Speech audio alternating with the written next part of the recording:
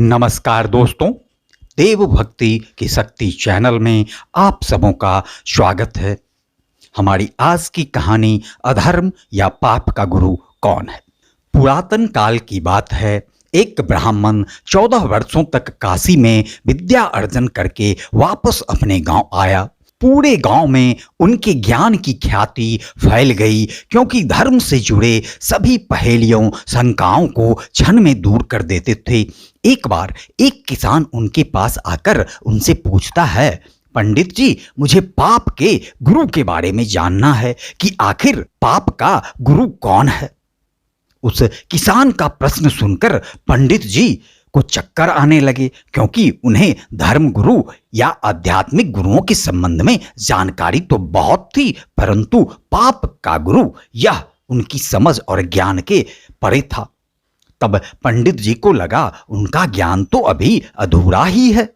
वह फिर विद्या अर्जन करने के लिए काशी चले गए, लेकिन उन्हें इसका उत्तर वहां भी नहीं मिला। फिर अचानक एक दिन उनकी मुलाकात एक गणिका अर्थात वेश्या से हुई। उसने पंडित जी को चिंतामग्न देखा तो उससे उसका कारण पूछा। पंडित जी ने सारी बातें बतलाई। इस पर वह गणिका बोली, इसका उत्तर तो बहुत आसान है, लेकिन यह जानने के लिए आपको मेरे पड़ोस में कुछ दिन रहना होगा। पंडित जी तो इसी ज्ञान की तलाश में अपने गांव से काशी तक दर दर भटक रहे थे। उन्होंने तुरंत हामी भर दी। पंडित जी अपने नियम, निष्ठा, धर्म परंपरा के कट्टर अनुयायी थे। किसी दूसरे के हाथ का बना खाना नहीं खाते थे। उस गणिका ने पंडित जी के लिए अपने बगल में रहने का इंतजाम कर दिया। पंडित जी अपने ही हाथों से खाना बनाकर खाते। कुछ दिन तो बड़े आराम से बीत गया, लेकिन पंडित जी के प्रश्नों का उत्तर अब तक अनुत्तरित ही था। एक दिन वह गणिका बोली, पंडित जी, मैं देख रही हूं आपको स्वयं भोजन बनाने में बड़ी परेशानी होती है। यहां कोई देखने वाला तो है नहीं। आप कहें तो मैं आपका भोजन तैयार कर दिया करूंगी। यदि आप मुझे यह अवसर देंगे तो मैं दक्षिणा स्वरूप प्रतिदिन आपको 5 स्वर्ण मुद्राएं भी दूंगी। स्वर्ण मुद्रा की बात सुनकर पंडित जी मन ही मन विचार करने लगे। पका पकाया भोजन और साथ में स्वर्ण मुद्राएं, मतलब दोनों ही हाथों में लड्डू ही लड्डू। पंडित जी अपना सारा आचार विचार, धर्म, नियम, व्रत आदि सब भूल गए।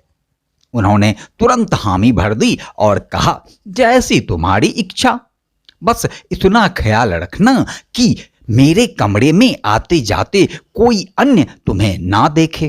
पहले ही दिन जब वह गणिका तरह तरह के व्यंजन, पकवान आदि बनाकर पंडित जी के सामने परोसा, परंतु ज्यों ही पंडित जी ने खाना खाना चाहा तो उस गणिका ने उनके सामने से थाली खींचकर दूर कर दिया।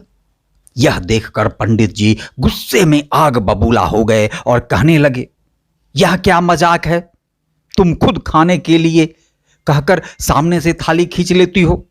इस पर वह गणिका कहती है, यह मजाक नहीं है पंडित जी, बल्कि आप जिस उत्तर की तलाश में दर दर भटक रहे हैं, यह वही उत्तर है।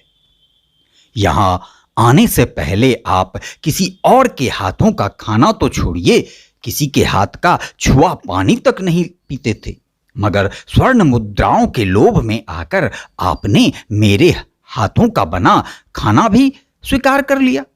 यही लोभ तो सभी पापों का गुरु है पंडित जी। उस गणिका की बात सुनते ही पंडित जी को अपनी भूल का एहसास हुआ, साथ ही उनके प्रश्नों के उत्तर भी मिल गए। उसने उस गणिका को धन्यवाद ज्ञापित कर वहां से विदा लिया। दोस्तों, वास्तव में यह लोभ लालच ही सभी पापों का महागुरु है। आशा है आपको यह कहानी पसंद आई होगी, तो कृपया हमारे चैनल को सब्सक्राइब करना न भूलें। धन्यवाद।